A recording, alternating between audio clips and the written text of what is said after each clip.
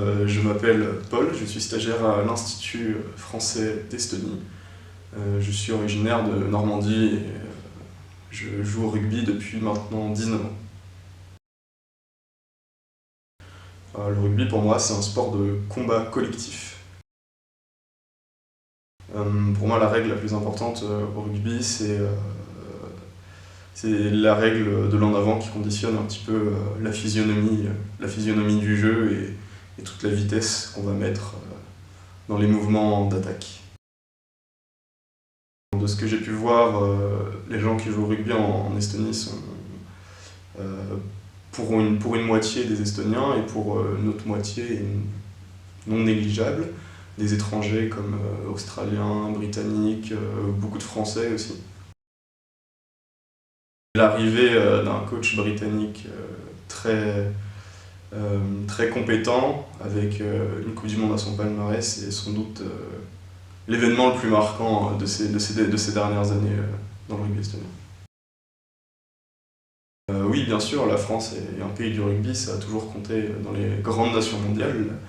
D'ailleurs, la France finit en finale de la première Coupe du Monde de rugby en 87.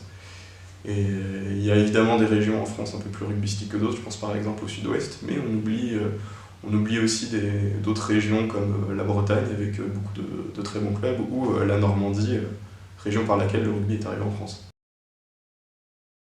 Mon club préféré c'est Rouen, et mon joueur préféré, Gabin Villière, donc, joueur qui est passé donc, par Rouen et qui est originaire de Vire, donc une ville à une vingtaine de kilomètres de là où je viens.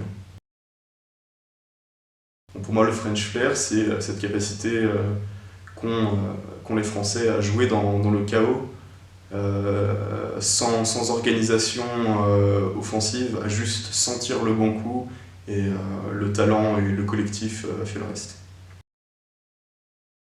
À la période de la Coupe du Monde, je serai de retour en France, malheureusement sans doute pas dans un stade, comme quasiment tous les matchs sont déjà à guichet fermé, voire tous même.